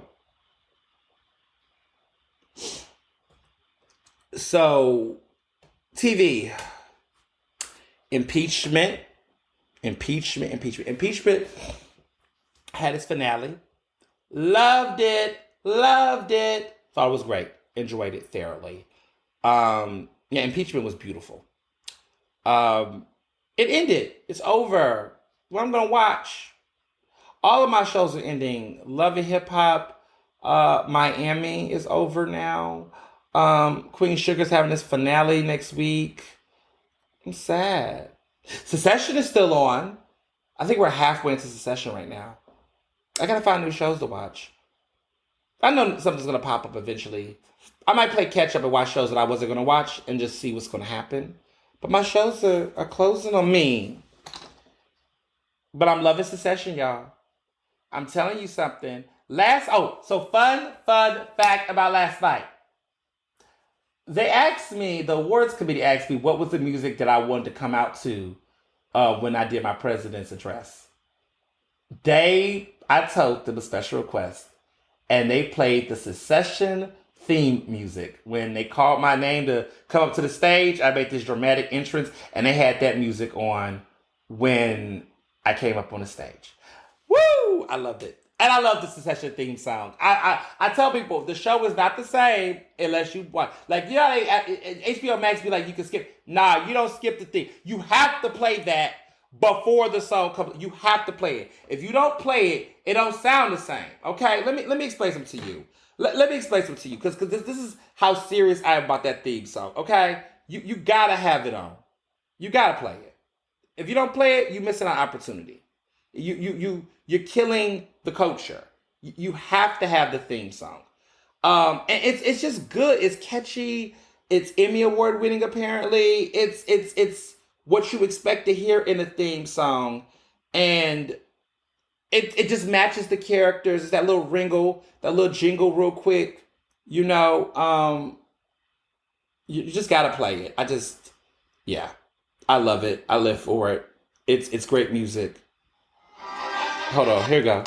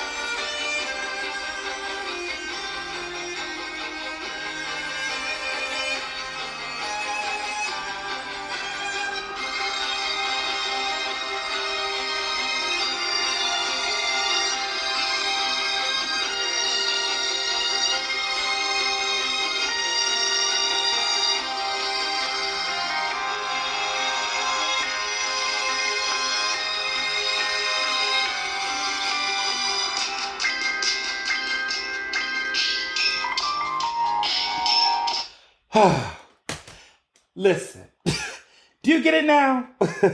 Nicholas Brittle, who is an incredible composer, does wonderful music.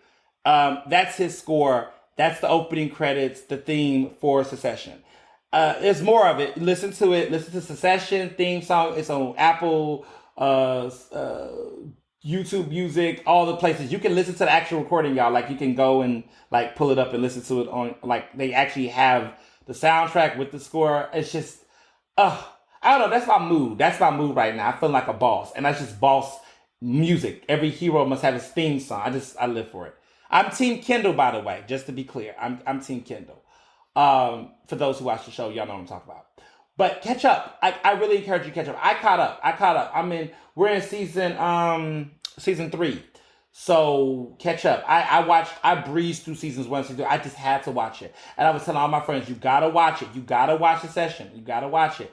I don't know. I love it. I think it's a case study on like how fucked up just watch it. I am, that's a hill I'm gonna die on with that. That show was just incredible. Speaking of incredible things, looking forward to this week. More surprises to come, more great things. I'm having dinner at Morimoto tonight with a good friend of mine, my homegirl Erin. I'm going to do their 20th anniversary Amasaki tasting that was like so epic. So they're celebrating, Morimoto celebrated their 20th anniversary, and I was long overdue for this tasting. So I'm excited about that tonight. There's so much to go on and everything, but to everyone listening, thank you so much again. And this has been wonderful. And as always, be well and be best. Earnestly Speaking is recorded in Philadelphia, Pennsylvania, and can be found on Apple Podcasts, Google Podcasts, Spotify, and SoundCloud. To stay up to date with the latest on the show, follow me on Facebook, Twitter, and Instagram at Mr. Ernest Owens. Use the hashtag Ernestly Speaking to tell me what you thought about this episode, and check out my website at ernestowens.com.